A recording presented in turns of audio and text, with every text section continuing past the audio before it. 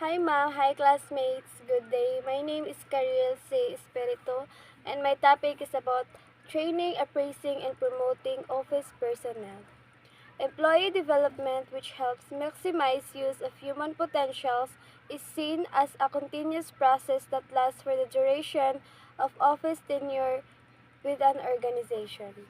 So ang pag-uswag sa mga empleyado nga makatabang sa pag-maximize sa paggamit sa potensyal sa tao na makita nga isa ka pagdayon nga proseso na magdugay sa tibuok panahon sa pagtrabaho sa isa ka organisasyon. Plan the training by starts reviewing the company's organizational objectives and by evaluating the existing training in light of those objectives. Decide what additional training is needed to match employee needs with company needs and so sugdan ang pagproseso sa mga kumpanya sa organisasyon ug pinaagi sa pagtimbang-timbang sa existing training in light of those objectives. Magdesisyon kung unsang dugang na training ang kinahanglan aron ipapares ang mga panginahanglan sa empleyado sa mga panginahanglanon sa kumpanya. Produce a plan. It's essential to have written training plan before you begin working with employees on their learning agendas. A written plan serves two purposes. One, it's a document that you can share with the management. A commitment of management to support training is crucial to the success of the program, and managers need to know what committing to. So, importante na naay isa nga nagsulat sa mga plano bago sa pagsugod sa pagtrabaho uban sa mga empleyado sa ilang mga agenda sa pagkat-on og usa ka nasulat nga plano to serve the purposes. So, isa ni ka dokumento na mahimo nimong i-share sa management ang pagsalig gikan sa mga management sa pagsuporta sa pagbansay hinungdan sa kalampusan sa programa ug mga management na kinahanglan nga mahibal-an kung unsa ang ilang pagsalig.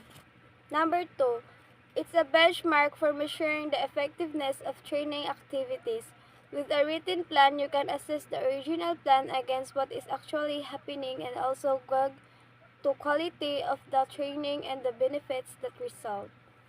Number 2, isa ni sukdanan sa pagsukod sa pagka-epektibo sa kalihukan sa pagbansay uban sa isa ka nasulat na plano mahimo nimong itimbang-timbang ang original nga plano against sa kung unsa ang aktual na nahitabo ug masusisad ang kalidad sa training sa mga benepisyo. Assess current training programs. The company is likely to have some kind of training in place already even if it's ad hoc and informal. Look at what's there, particularly. How will train our employees at all levels? What process in place to propose and approve training? What methods are used to train and develop people? What overall priority is training given and what resources are set aside for it? Sigurado nga naay mga training sa kumpanya bisan pa man informal o ad hoc. Susihon kung unsa ang naa. Unsa ba ka maayo ang pag-training sa empleyado sa tanan nga level? Unsa nga proseso ang naa aron i-propose ug aprubahan ang training? Unsa ang mga pamaagi ang gigamit sa pag-train ug pagpalambo sa mga tao ug unsa ang kinabuk-ang prioridad ang gihatag sa mga training ug unsang mga resources ang butang para ani. So you may want to address the following in your plan. The process for identifying and assessing individual training needs. How employees will be trained and developed within the organization. Available resources and including financial. So ang proseso sa pag-ila o pagtimbang-timbang sa mga individual nga panginahanglan sa pag-training. Giunsa pag-training o pagpalambo sa mga empleyado sa sulod sa organisasyon, magamit nga mga kapanguhaan lakik ang pinansyal. So the employee's role. Make sure that every employee understands the company's business objectives. What is each employee's role in helping to achieve those objectives. This is an interesting topic of discussion for managers and team members. Everyone can gain a better understanding of their role in the company and achieve greater job satisfaction as they start making connection between what they do and the company's business goals. So siguraduhon nga ang matag empleyado makasabot sa mga tumong sa negosyo sa kumpanya. Unsa ang papel sa matag miyembro sa pagtabang ug pagkabot sa mga objectives.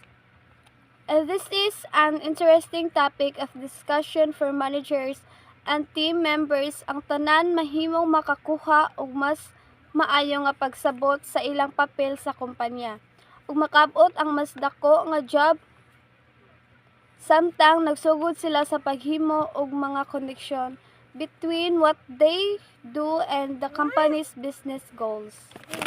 The employee's role.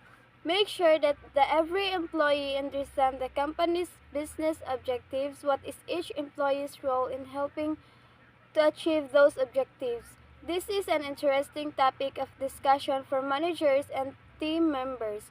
Everyone can gain a better understanding of their role in the company and achieve greater job satisfaction as they start making connection between what they do and the company's business goals.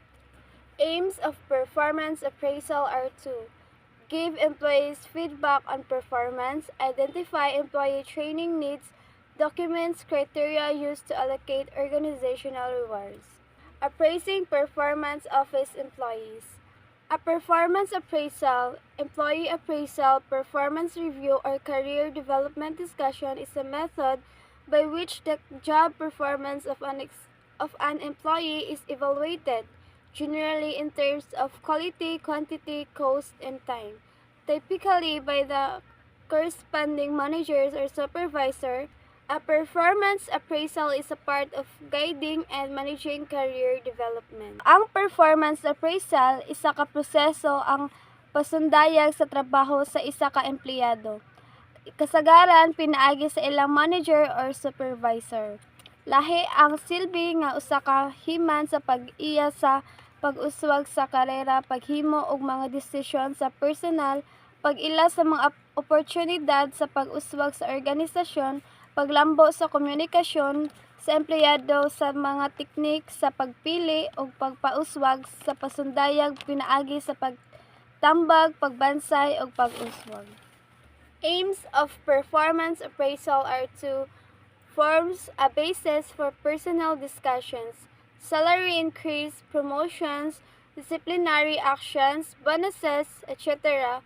Provide the opportunity for organizational diagnosis and development, facilitate communication, employee and administration between validate selection techniques and human resource policies to meet the equal employment opportunity requirements to improve performance through counseling, coaching, and development.